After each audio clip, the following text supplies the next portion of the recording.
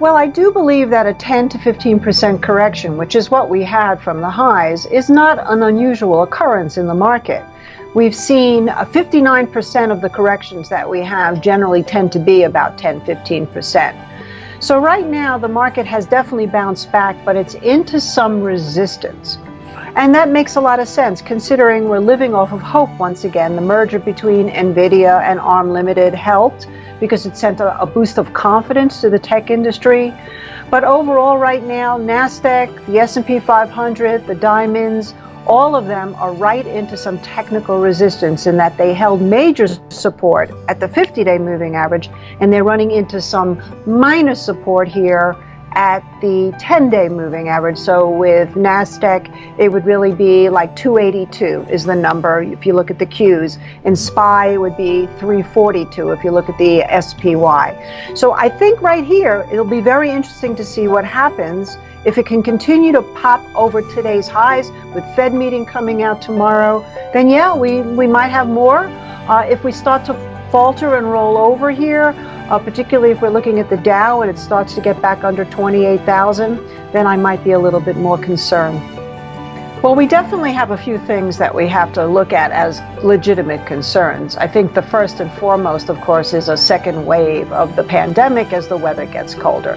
Nobody knows the answer to that, so it's really hard to predict. You have to be somewhat flexible. Obviously, the presidential election can also cause some fireworks, considering we're already seeing a lot of protests throughout the country, and they seem to be increasing, not decreasing. And yet we also could also have some election disruption with the West essentially on fire, California, Oregon, Washington State. This could all impact things and send people even into a bigger sense of rage. So that's the main thing, but there's also the stimulus package, which right now the market has basically discounted.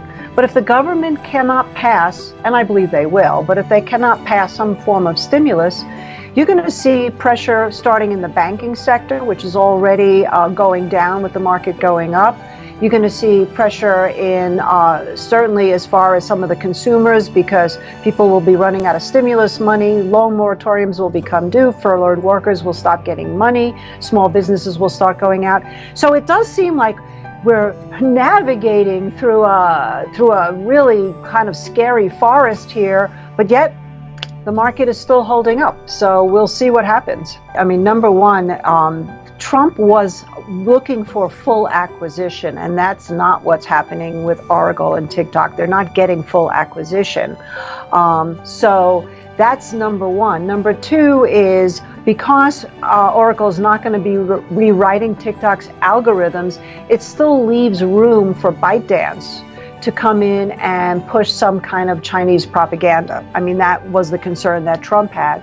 So the app itself was supposed to be removed on the 20th. And with the meeting supposedly happening today to see if the government will approve this situation with Oracle and TikTok, we'll see what happens. The word is that Trump will approve it, and they will approve it, and it'll move forward, which is interesting because there's always the big threat and then pull back. So it's going to be perceived as positive, I think, for the market. For Oracle, definitely, because they're getting paid by TikTok to do this, and that definitely will improve their bottom line. Is to look at the outliers of the market. These are not necessarily the indices themselves or the sectors or individual stocks, but what's been happening, let's say, with junk bonds. So junk bonds is something that the Fed has been buying since we hit the nadir in March, and they still are buying. The velocity of buying has definitely slowed, but it's still technically holding up at a very good spot. The same thing with high-grade investment bonds. They also are holding up. This is, again, where Fed has been. So you want to watch that. You want to watch the U.S. dollar, which is under a tremendous amount of pressure, especially against the yuan and the digital yuan, which has really exploded. If the dollar goes down too much further, it sort of is a slippery slope. It's good for the market. until it creates some kind of an inflationary environment. And you also want to keep an eye right here on some of these commodities that you and I have been talking about. The gold, the silver, the gold miners. Now all of a sudden oil looks like it's basing. Natural gas could be basing. We certainly had a big move in copper. At this point now it's kind of leveled off. Uranium has picked up all of a sudden. So I still think that you need to have some money in the commodities market. And if the market holds, let's say we do get through this resistance, Apple's having a big event, maybe that helps the market, again, puts money back into tech. Then I would look at the small cap growth stocks, excuse me. And that is like Fastly, which the symbol is FSLY. There's an ETF VBK that represents the growth stocks, the small cap growth stocks. I still think that's a really good investment because they don't have the capitalization of an Apple and Amazon and Google, but they have very strong balance sheets and they're doing a lot in tech. Fastly, that I mentioned, is actually in artificial intelligence and cloud computing, which of course we know is a hot place to be. If the market rolls over, another outlier to look at, volatility. That's going to be also a big picture. It went spiking right after Labor Day. It came off. And now is sitting right at a point of support. And if the volatility index itself, which is VIX, clears like 26, I might take that sort of as a fair warning.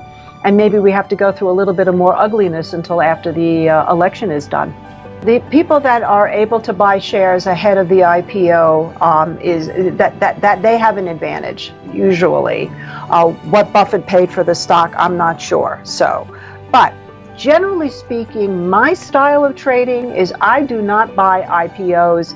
If you want to get in on an active trade day of just to see if you can make some money, that's one thing.